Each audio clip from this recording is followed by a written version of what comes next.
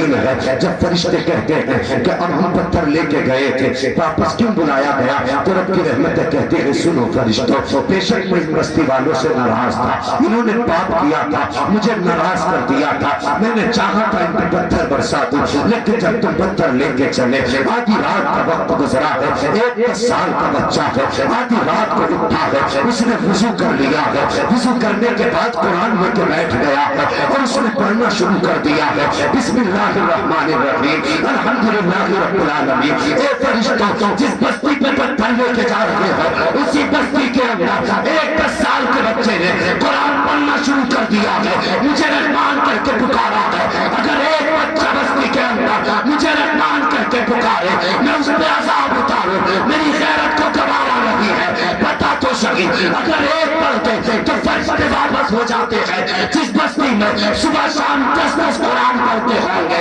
اس بستی میں کرم کا اندازہ بہت بڑا تھا نعرہ تکبیر نعرہ رسالت علماء سنت مسلک اعلی حضرت پڑھاؤ بچوں کو قرآن مبارکباد کے لائق ہو اپنے گھروں پہ قرآن پڑھنے والے کو کھلاتے ہو میرے حضور نے فرمایا تھا یا تو عالم بننا یا طالب علم بننا یا پھر ان سے محبت کرنے والے بننا ہاں میں کہتا ہوں قاری صاحب کے والد بھی بڑے خوش نصیب ہیں حاجی صفدر صاحب ایک بیٹا ایسا انہوں نے بنا دیا خدا کی قسم جس نے اس بار 12 حافظ بنائے ہیں اب اندازہ لگا یہ 12 جا کے کتنے حافظ بنائیں گے سب کا کریڈٹ ان کے باپ کو جائے گا قیامت کے دن جتنا ثواب سب کو ملے گا اتنا اکیلا حاجی صفدر صاحب کو اس کا ثواب دیا جائے گا اسے کہتے ہیں صدقہ جاریہ اور بناؤ گے لیکن نہیں بناتے حساب لگائے بیٹھا ڈاکٹر تو بہت لمبی حادثہ مارا ابھی بخار چلے پانی کے انجیکشن بھی لگ رہے ہیں تو 500 سے کی بوتل نہیں بیٹھ رہی بڑے بوڑھے کہتے ہیں 2 لوگوں سے بگاڑی نہیں جاتی ایک تو ڈاکٹر سے اور دوسرے کسائی سے ان کی من میں آ گئی تو ہڈی دیں گے کتنی لڑکیوں ماننے والے نہیں ان سے کوئی بگاڑتا بھی نہیں ہاں بھائی بیٹوں کو پہلے قرآن بناؤ سب ڈاکٹر چور نہیں ہیں میں ایسے ڈاکٹروں سے بھی ملا ہوں جو خدا کی قسم مسلمانوں کا غریب مسلمانوں کا فری بھی علاج کرتے ہیں بولتے ہیں سبحان اللہ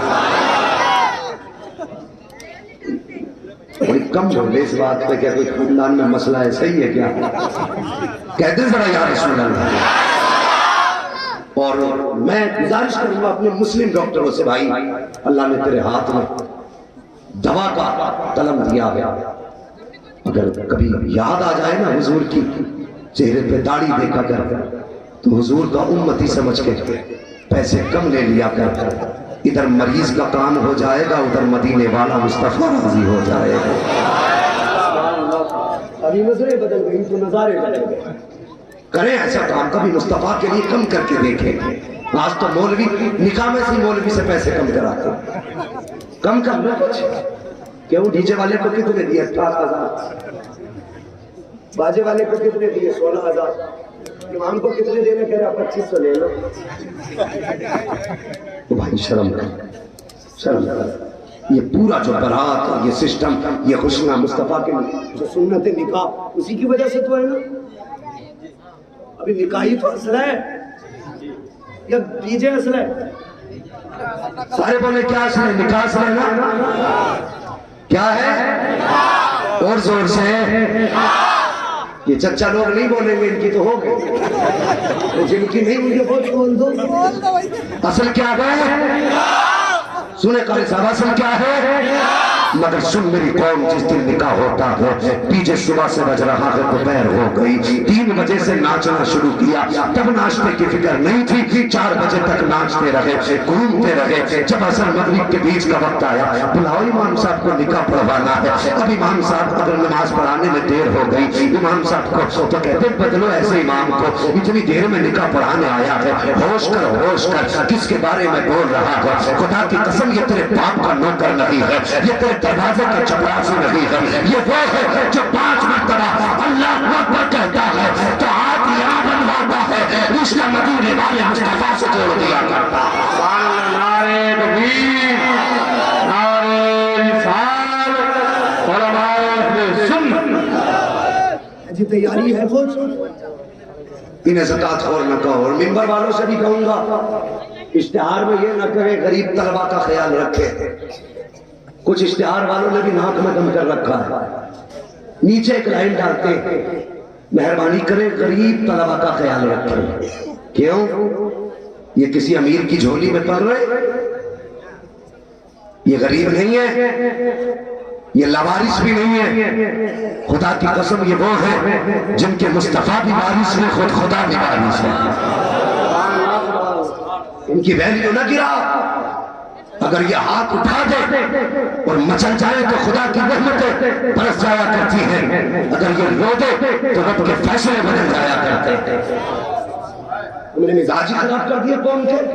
इन्हें चंदा खाने वाला कह देता, कोई ज़कात खाने वाला कह देता। सुन, एक बंदे का अपना मामूल था कि वो रोज एक रोटी अल्लाह के नाम पर सदका करता, यही दस्तूर उसकी जिंदगी का था। एक दिन ख्वाब देखा, हुजूर ख्वाब में तशरीफ ले आए, हुजूर ख्वाब में तशरीफ लाए। आका फरमाते हैं, गुलाम तू रोज रब की दावत तो करता है, अपने मुस्तफा को क्यों भूल जाता है? रोने लग गया, कहने लगा हुजूर क्या खुदा भी दावत कबूल फरमाता है? क्या उसकी भी दावत का सवाब मिलता है? मेरे आका फरमाते हैं, बता तो सही, क्या तू रोज रब के नाम पे एक रोटी सदका नहीं करता? जी हाँ दिया करता हूँ। क्या फिर मुझे क्यों भूल जाता है? उसने कहा हुजूर आपकी दावत कैसे करूंगा? सुनना जरा गौर से, आपकी दावत का सवाब कैसे मिलेगा? मेरे हुजूर फरमाते हैं, सुन, तेरे घर के पीछे मेरे कुरान के पढ़ने वाले रहा करते हैं, दीन के सीखने वाले रहा करते हैं। अगर तेरे घर के अंदर कभी अच्छा खाना बन जाया करे, थोड़ी सी रोटी ले लिया कर, थोड़ी सी सब्जी ले लिया कर और कुरान के पढ़ने वालों के पास जा, अपने हाथ से जाके उनको लुकमा खिला। मुस्तफा फरमाते हैं, जब तू गरीब को एक रोटी सदका करेगा तो रब की दावत का सवाब मिलेगा, और जब पढ़ने वाले को एक रोटी खिलाएगा तो तुझे मदीने वाले मुस्तफा की दावत का सवाब मिल जाएगा। नारे तकबीर, नारे रिसालत। ओ यार नसीब वाले हो तो कुरान वालों को खाना खिला रहे हो। सुभान अल्लाह। एक वक्त का खाना तो कुत्तों को भी फेंक दिया जाता है, और नसीब वाले नहीं कि तुम्हारे घर पे वो मेहमान है जो मुस्तफा का मेहमान है। और अगर कोई ये समझता हो कि मैं नहीं खिलाऊंगा तो बच्चे भाग जाएंगे, मदरसा बंद हो जाएगा, तो वो भी कान खोल के सुन लो। हमने बहुत सारे मदरसे ऐसे देखे हैं जहाँ पे बच्चों का खाना मदरसों में ही होता है, लेकिन अगर राशन खत्म होता है ना तो फिर वो अमीरों की चौखट पे नहीं जाते, आधी रात को मुसल्ला बिछाते हैं, 2 रकात नमाज पढ़ते हैं, रुख करते हैं मदीने की तरफ और आंख में आंसू भर के कहते हैं, या रसूल अल्लाह हम भी आपके हैं, मेहमान भी आपके हैं। अगर सुबह को राशन का इंतजाम ना हुआ तो दुनिया हमें नहीं कहेगी, आपकी मेजबानी को लोग बोलेंगे। खुदा की कसम, अगर मदरसे का मोहतमिम इतना कह देना तो फिर किसी अमीर की जरूरत नहीं पड़ती। इधर इसकी आंख से आंसू निकलते हैं, उधर राशन का इंतजाम मुस्तफा के मदीने से कर दिया जाता है। पढ़ाइए बच्चों को, आगे बढ़िए, खुद भी अपनी आखिरत की तैयारी कर ले। तो कम से कम हर बंदा कमाने के लिए घर से बाहर जाता है, खास करके वो लोग जो परदेश जाते हैं, रोज अपनी बीवी के पास बैठते होंगे, शाम को आने के बाद घर का हिसाब भी पूछते होंगे, पता दिन कैसा गुजरा, खर्च कहाँ कहाँ किया, कितना बचा है, कितना और चाहिए कल के लिए, ये सारी बातें तो करते होंगे।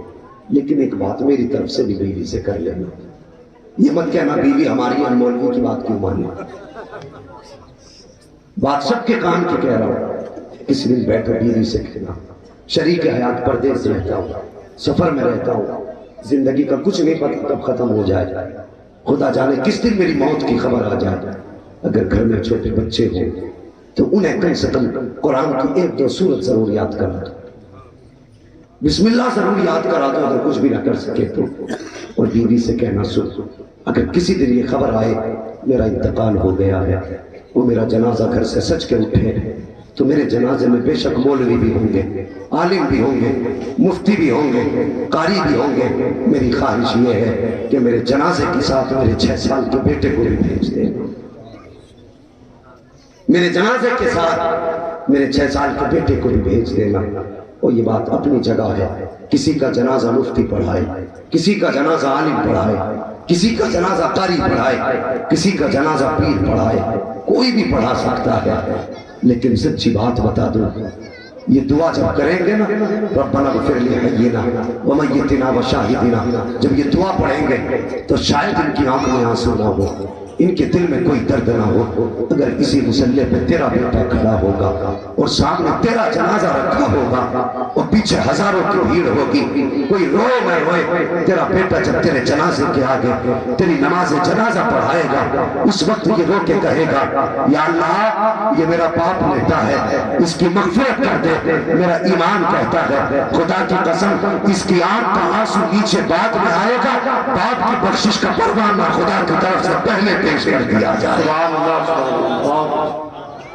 اپنی آخرت کی تیاری کر لو، اور جنہوں نے بیٹوں کو حافظ قرآن بنایا ہے ان سے ایک گزارش ہے، وہ سن لیں، اپنے بچوں سے مزدوری نہ کرانا، ان بچوں سے کام نہ کرانا، کوئی بھی وقت نہ ہو ان کے لیے کسی کام کا تو گھر بیٹھا لینا، لیکن انہیں کھیت میں نہ بھیجنا۔ میں یہ نہیں کہتا کھیت کا کام برا ہے، ان سے صرف اتنا کہنا کہ ہم نے تمہیں قرآن پڑھایا، ہم نے تمہیں محنت کر کے مزدوری کر کے پیسہ خرچ کر کے پڑھایا، بس آج بھی تمہارا پیسہ نہیں چاہیے، بس اتنا تم سے امید کرتے ہیں ہم مر جائیں اور دفن کر دیے جائیں، جب سب منہ موڑ لیں ہماری قبر پہ آ کے بیٹھ جانا، جو قرآن تجھے ہم نے یاد کرایا ہے وہ پڑھ کے سنا دینا، جو دین ہم نے سکھایا ہے تھوڑا وقت ہمارے لیے بھی نکال لینا، ان کی اتنی ڈیوٹی لگا دو، میرے بیٹے مزدوری صحیح تجھے قرآن پڑھایا، لوگوں کی گالیاں برداشت کی تجھے قرآن پڑھایا، مارکیٹ میں دھکے کھائے تجھے قرآن پڑھایا، لوگوں کے تانے سنے تجھے قرآن پڑھایا، لوگوں کی گالیاں برداشت کی تجھے قرآن پڑھایا، آج اتنا چاہتے ہیں ہم تجھ سے اگر جنازہ اٹھے ہمارا تو تو بھی سب کے ساتھ واپس نہ آنا، ہماری قبر پہ بیٹھنا اور جتنا ہو سکے اتنا قرآن پڑھ دینا، خدا کی قسم اگر ایسا ہو گیا تیرا بیٹا قبر پہ قرآن پڑھنے بیٹھ گیا، جو حساب کے فرشتے آئیں گے اللہ کہہ دے گا واپس ہو جاؤ، حساب کی ضرورت نہیں ہے، قرآن لے کر کے اس کا بیٹا قرآن پہ پہلے آ چکا۔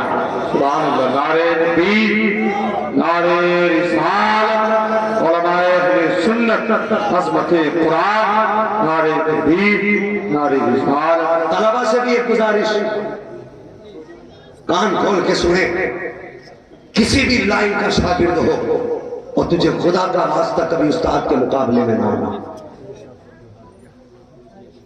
اب تک یہ چلتی تھی زمین پہ سب سے زیادہ مظلوم ماں باپ ہے، لیکن میں یہ سمجھتا ہوں زمین پہ سب سے زیادہ مظلوم استاد ہے، سب سے زیادہ مظلوم استاد ہے۔ میں آج اس کرسی پہ بیٹھا ہوں، میری اوقات کیا تھی؟ اگر میرے استاد نے مجھ پہ کرم نہ کیا ہوتا تو میں بھی شاید کسی کھیت میں گھاس کاٹتا۔ آج جو ہواؤں میں اڑتا ہوں یہ ساری مہربانی میرے استاد کی ہے۔ اگر اس بلندی کے بعد میں استاد کو دیکھ کے چہرہ پھیروں تو پھر مجھ سے بڑا کمینہ کون ہو سکتا ہے؟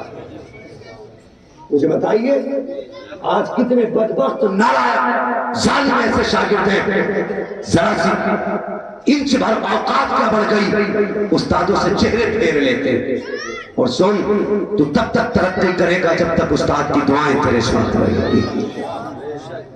جس دن اس نے چہرہ پھیر لیا کہنے کو حبجی ضرور ہوگا لیکن عزتیں کھو دے گا۔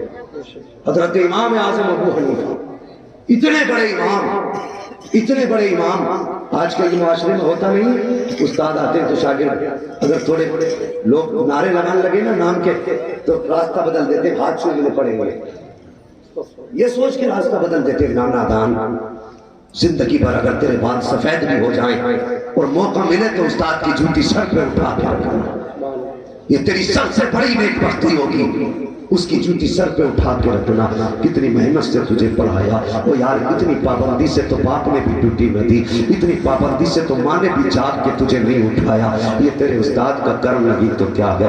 اپنی نیند بھی کھوتا رہا، 3 بجے اٹھ کے پڑھاتا رہا، کیا کیا تم نے استاد کو؟ دستار بندی پہ کچھ 1000 روپے یا صرف 1-2 جوڑا، یہ دے کر کے تم نے اس کے احسان کا بدلہ اتار دیا؟ نہیں، نادان امام اعظم ابو حنیفہ ہے، اپنے شاگرد کے ساتھ غالباً امام ابو یوسف کے ساتھ بیٹھے ہوئے ہیں، خط و کتابت کا سلسلہ ہے، تصریف جاری ہے، اور رات رکھتے ہیں، پڑھ رہے ہیں، اچانک ایک گیند آ جاتی ہے آپ کے سامنے، اور اس گیند کو اٹھانے کے لیے ایک بچہ دوڑ کر کے آیا، آپ نے بچے کو دیکھا، اٹھ کے کھڑے ہو گئے، امام ابو یوسف نے دیکھا، وہ بھی اٹھ کے کھڑے ہو گئے، پھر حضرت امام اعظم بیٹھے، پھر آپ نے لکھنا شروع کیا، پھر وہی بچہ آیا، پھر اٹھ کے کھڑے ہو گئے، امام ابو یوسف کہتے ہیں حضرت جی بات بتائیے آپ اٹھ کے کیوں کھڑے ہو جاتے ہیں؟ تب امام اعظم نے کہا تھا یہ بچہ بار بار میرے آگے سے گزرتا ہے، میں اس کے احترام میں اٹھ کے کھڑا ہو جاتا ہوں، جانتے ہو کتنا بڑا امام ہے امام اعظم، اتنا بڑا امام، اگر مسائل نہ دیے ہوتے تو آج قوم اندھی ہوتی، اگر فقہ نہ دیا ہوتا تو آج قوم آوارہ ہوتی، اگر قوم کو وقار ملا ہے تو امام اعظم کے قلم کے صدقے میں دیا گیا۔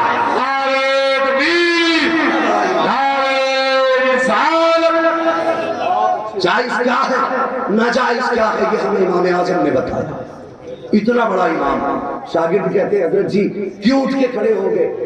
کہنے لگے بچہ گزر کے جاتا کہا یہ سید ہے کہا پھر کہنے لگے یہ میرے استاذ کا بیٹا ہے۔ سبحان اللہ سبحان اللہ، استاد نہیں استاد کا بیٹا۔ کہنے لگے حضرت اس کی گیند تو بار بار آئے گی، تو مسکرا کے کہنے لگے کہ میں اگر یہ زندگی بھر یوں ہی آتا جاتا رہا میں پوری زندگی کھڑے ہو کے یہی اس کا احترام کرتا رہا۔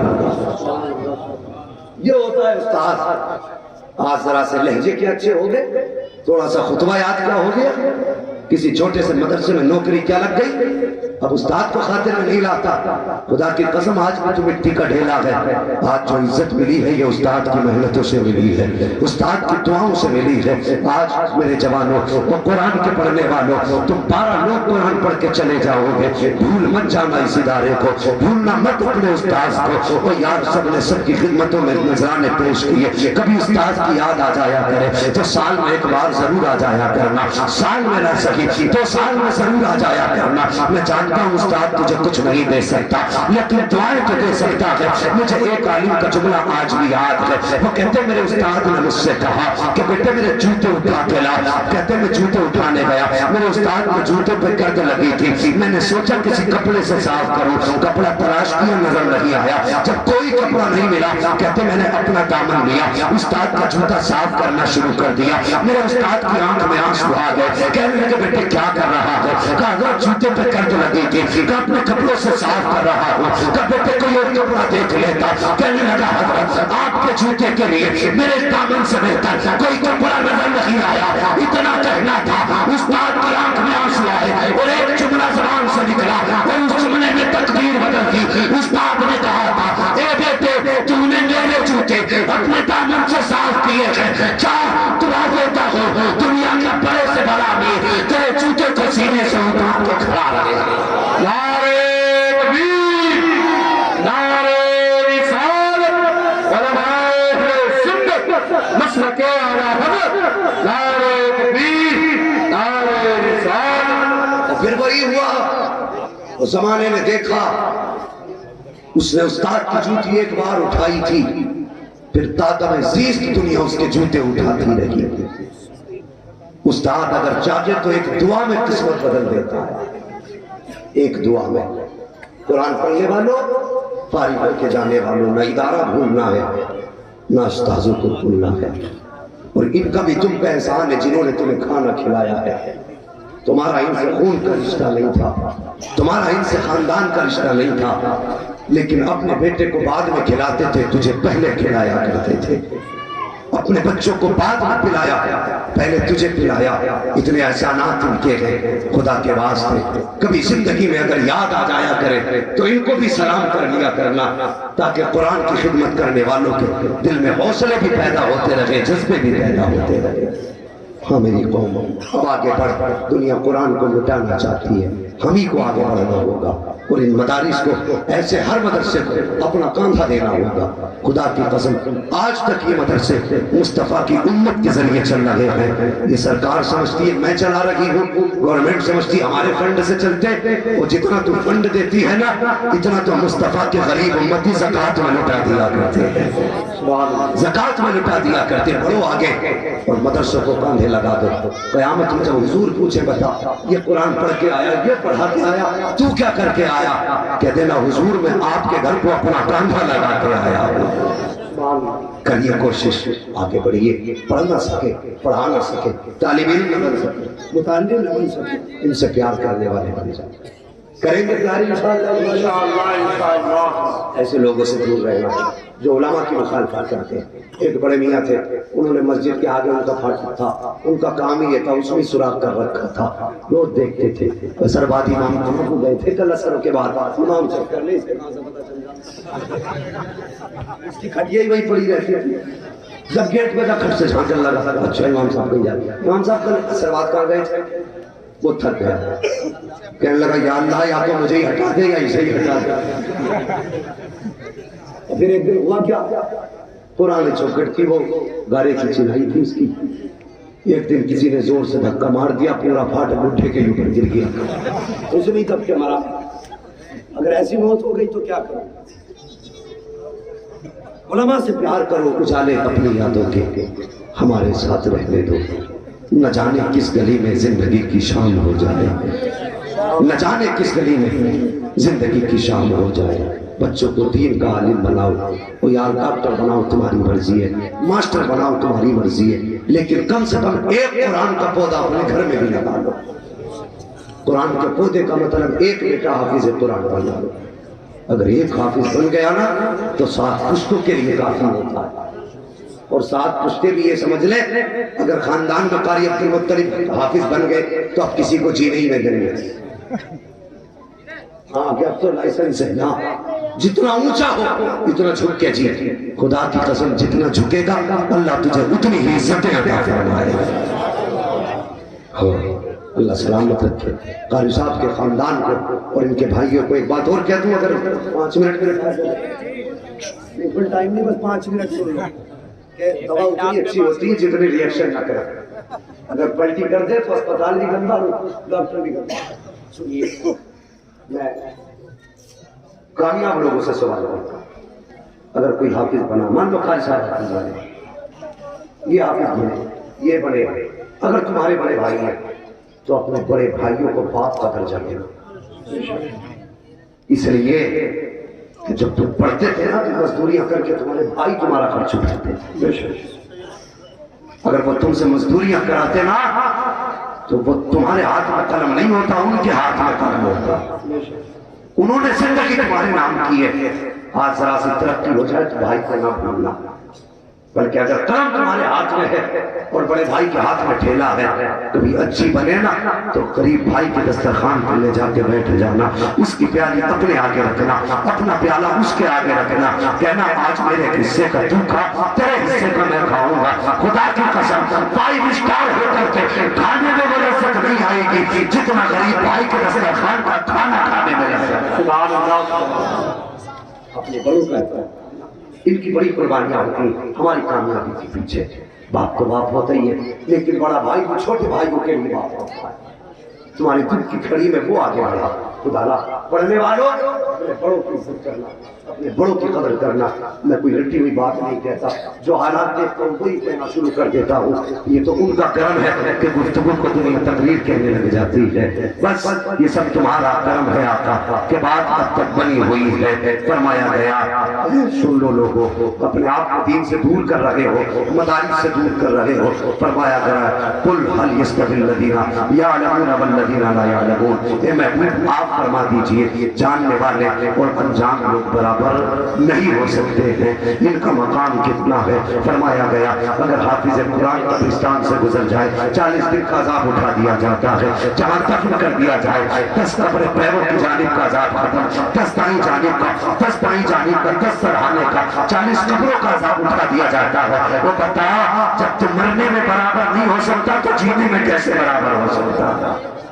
उनकी इज्जत करे, ये कुरान के कारी है। बच्चों में अगला तो कायनात जिंदगी ने दिया साथ तो फिर होगी मुलाकात, चमन रहा फूल खिलेंगे, जिंदगी रही फिर मिलेंगे, मुसाफिर हम भी मुसाफिर तुम भी, किसी मोड़ पर फिर मुलाकात होगी। सारे लोग कलमा शरीफ कर लीजिए ला इलाहा